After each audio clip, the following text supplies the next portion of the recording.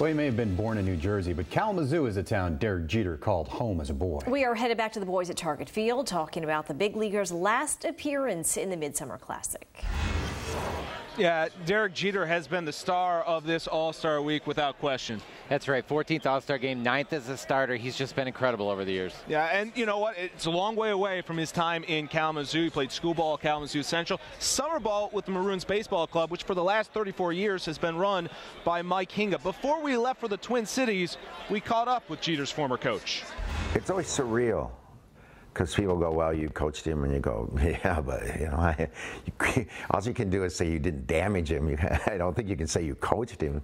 From 1990 to 92, Michael Hinga didn't damage Jeter while he played for the Maroons Baseball Club, but the future Hall of Famer did need molding. He was 6'3", 145 to 155 pounds, all arms and legs. And he had a stronger arm than most of the other players. He had more range maybe than some of the other shortstops. He could hit for consistent average maybe a little better than some of the others, but he still struck out. He still made errors. Hinga admits that he couldn't predict that Jeter would be the superstar that he would become back then, but one man did, a former Tiger. Hal Newhouser was scouting for the Astros at that time, and Newhouser was an old-fashioned scout. He didn't carry a radar gun because he said, I don't need one to tell somebody throws hard. And he said, I don't know if Jeter will be a major league shortstop, but he'll play in the majors for 20 years. And he resigned from the Astros because they didn't draft Jeter. The Yankees got him. And here we are, 20 years into a Hall of Fame career. The unassuming, confident, but not cocky kid from Kalamazoo is the center of attention, still unassuming and thankful. Yeah, Coach Hinga, I mean, he played a vital part in my development at a young age, and I've always appreciated that. I've always respected him for that, and I'll continue to do so because you know, he helped mold me into the player I am now. It just speaks volumes that Derek would take the time to remember Mike Hinga, and it speaks volumes to the impact that Mike Hinga had on Derek Jeter. But not surprising at all, because like we just heard, unassuming Kai, yep. Derek Jeter is always very respectful, understands his place in history. Yep. Hey, we're not done here at Minnesota. We'll be back in a bit. Well, it's something that everybody needs to do before a workout, before a game, but it's always easy to forget. Yeah, Mitch is back now to take us through the 7th inning stretch. Welcome to the 7th inning stretch. We are here at Power Strength off 4 Mile Road off Plainfield. I'm here with Mark, and you know, your guys' goal here is to get bigger, faster, stronger, but it doesn't matter if you're playing baseball, football, whatever it is. A lot of people forget to stretch in these things. That's the basis for everything. Absolutely. It all starts with the warm-up, primes you physically, but also mentally. Any athlete, any age, any ex-athletes as well. Gotta get warmed up, gotta get stretched, ready to go. We're starting with this. What do we got here? We'll start with some SMR stuff, which is soft myofascial release.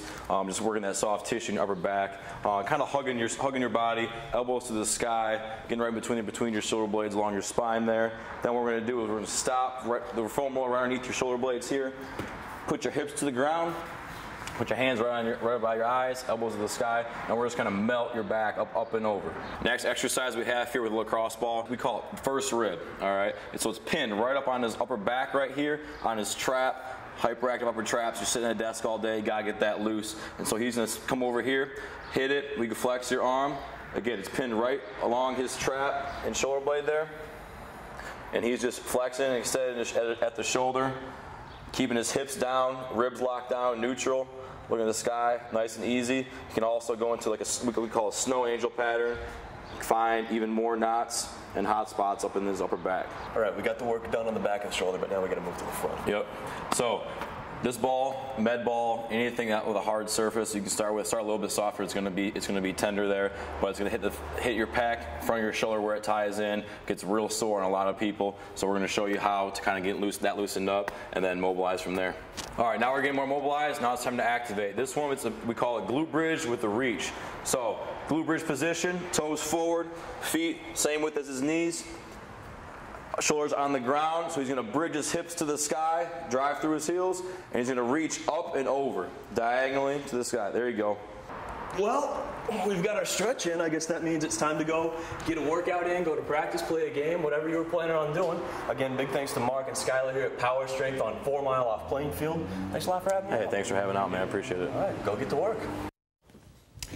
Big league all-stars making big bucks, but some aren't paid like you might think. We're talking financing for six-figure athletes and higher. And Tigers closer Joe Nathan reflects on his commercial appearances during his days with the Twins. You're watching Fox 17's Night with the Stars.